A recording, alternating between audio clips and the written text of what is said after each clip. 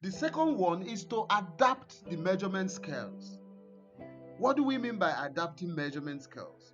Now, if you take a look at this picture here, you can see that the tool is already produced by probably another person.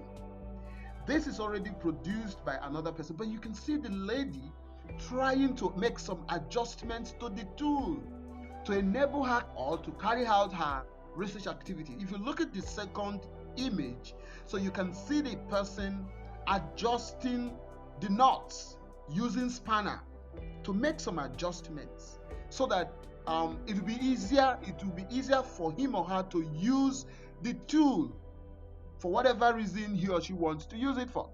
So in social science research, we can adapt the measurement scales. So what it means is that we can make some adjustments. Let me show you a typical example of what it looks like to adapt measurement scales in social sciences, or social science research, or social sciences research, as the case may be. Now, let me take you to here. For example, I said this was measured by adapting the 11-item internship-related learning outcome scale by the author here. This scale was titled Internship-Related Learning. Now, the word internship in the original scale by this author was rewarded as work placement learning, because internship has various terms. Some call it internship, some call it work placement learning, some call it student industrial work experience, as in the case of Nigeria. Some people call it IT, industrial attachment. So whatever the case, the name is work placement learning, which conveys the idea that students are leaving the university environment to go to the industry to acquire some set of employability skills for some time and then return back to continue their studies. So that is the concept of work placement learning. So because these measurement scales talks about skills, talks about the learning outcomes of engaging in internship related learning, which is also work placement learning, I had to now use the measurement scale. But again, I adapted it in this case because I made slight modifications. So I only changed the words. So let me show you example what that means. Let's say this is my teachers in my university help me identify my strength and my weakness. So now let me say I want to adapt. So I can say my supervisor at my workplace help me identify my strength and my weakness. Okay, I can also make that change here. This is adapting. Let's say my supervisors at my workplace help me develop my career values. So in this case, it is no longer adopting, rather I just adapted. So I have made modifications. Okay, but when the modification becomes too much, when you over modify the measurement scale, which you must report in your own study, in your thesis, in your dissertation, that you changed so and so words into this.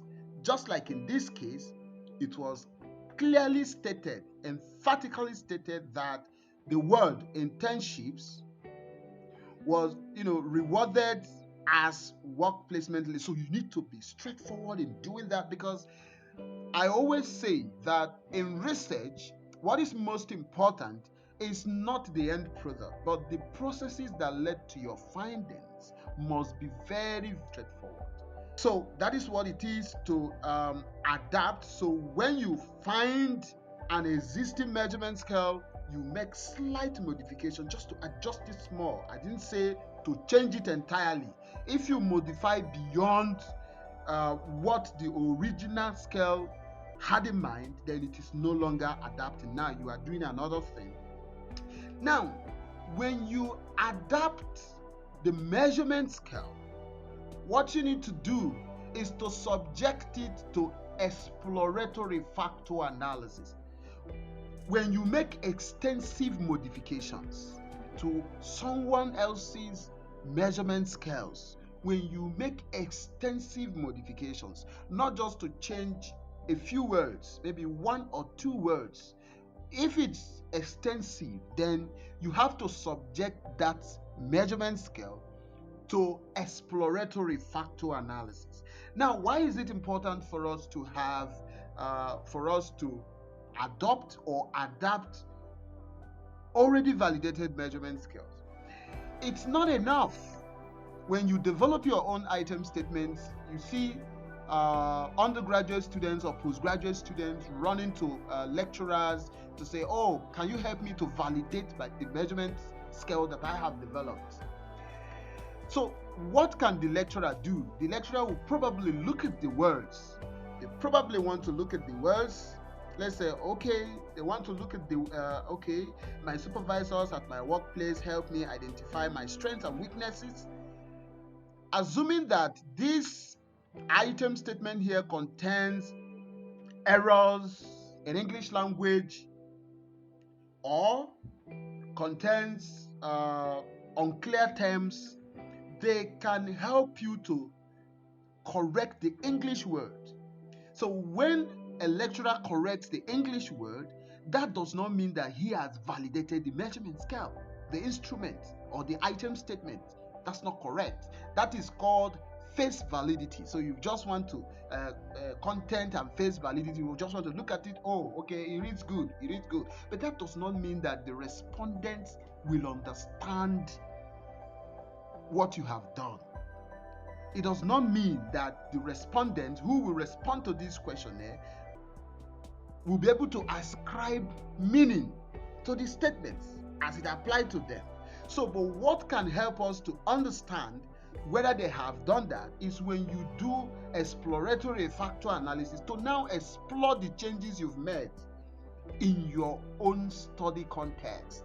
Okay? But when you adopt, when you do not make any change, no changes were made in the original measurement scale, you do not need to do an exploratory factor analysis. All you need to do is to go on to run a CFA confirmatory factor analysis. I've got some videos on confirmatory factor analysis.